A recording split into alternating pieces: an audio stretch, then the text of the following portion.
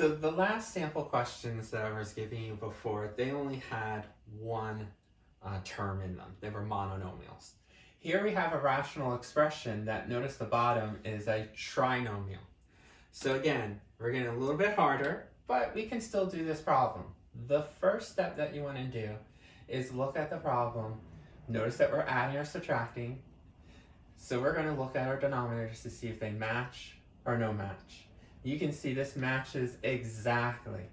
So when they're matching, that's great.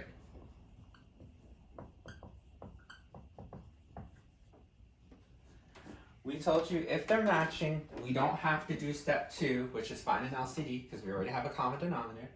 We don't need to raise any of the fractions because they already have the common denominator.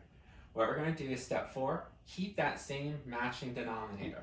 So 2w squared minus 3w plus 1. Notice I draw one big fraction bar, okay? Because what we're doing is taking these two and putting it as one numerator.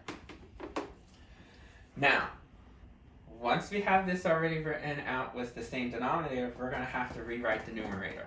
Remember, rewriting numerator might be a little tricky, so I said use parentheses to separate the numerators. So we have this numerator, and we have this numerator. And what we told you to do is, instead of writing it as two separate fractions, just put it together here. So I bring down the parentheses, bring down the sign, bring down the other numerator. So then what you want to do is we can clean this up. You can slip in a little 1 in front to get rid of these parentheses. Most of you probably would realize that this is going to be 4w squared minus 1. Remember, negative 1 times positive 1 is negative 1. Still the same, 2w squared minus 3w plus 1. Now that we have this, then all we have to do is go back to 7.1 and let's reduce this or simplify the fraction. How to simplify? Factor out the top, factor out the denominator, and see if anything cancels out. Now notice the top, 4w squared minus 1. If we put it to the side, you should realize, wait a minute, to factor, you have to see if there's a GCF, and I can tell you there is no GCF. Remember, no matching parentheses. This has a letter, this doesn't, so no matching letters.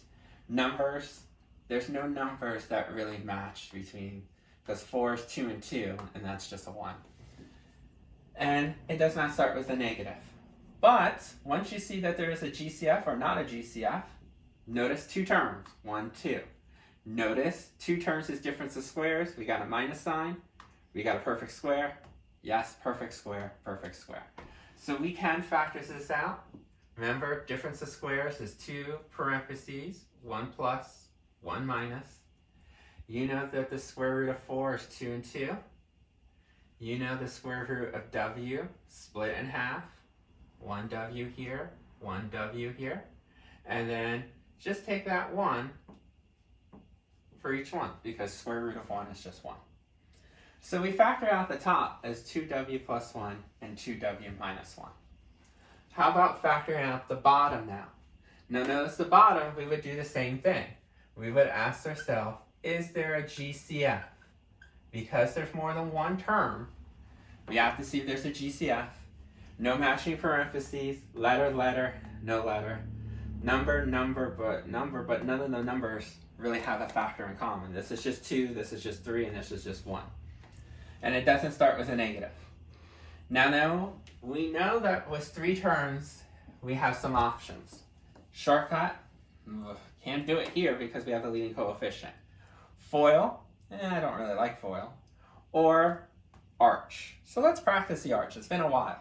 Remember, arch is the 8 steps. Remember, the first thing that you do is draw the arch, you multiply, you get 2. Second step is the combos of 2, just 1 and 2. Third step, remember this last sign is a plus, so we're going to add. Notice we get a 3. Okay. Fourth step, choose a combo. Well, the only combo that really works, 3 and 3, is this 1 and 2. Fifth step, split. Instead of having this as coefficient of 3, it's going to be coefficient 1, and another coefficient of 2, the chosen combo. Take the W, the variable part, and bring it down to both. Okay? So now we did the split. That was step 5. Step 6 was the signs that we need here. Remember, the plus says same signs. So these two have to be identical. We always take the bigger coefficient number and say it gets the same sign as the middle. So you need 2 negatives. So that's why -1W, -2W, 2 negatives you add, you get a -3W. So now that we got our signs, which is step 6, step 7 says bring down the first term, bring down the last term. Now that you have 1, 2, 3, 4 terms, you are now actually done arch. Because it transformed to 4 terms, you have to then change the method and go to grouping. Grouping's where you're actually doing factoring. Remember, when you did the arch method, the AC method, there was no parentheses involved. But when we do the grouping method, the first step is parentheses around the first 2 terms, parentheses around the last 2 terms. Here you can take out a GCF of W. They both have a W in common. Here we can take out a negative. Remember, anytime a polynomial starts with a negative, you must take it out as part of the GCF.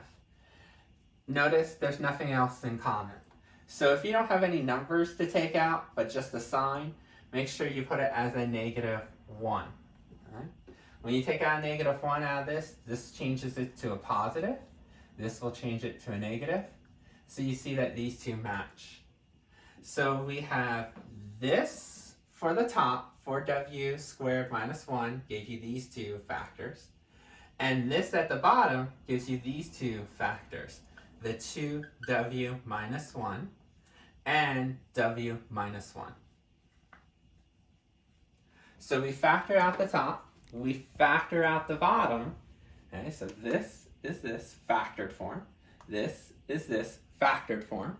You can see we can reduce. We can simplify by saying, hey, there's a 2W minus 1 on top, a 2W minus 1 at the bottom. So you can see that this is not our final answer.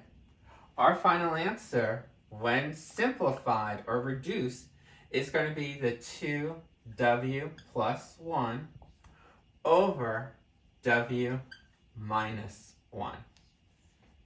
This would be our answer.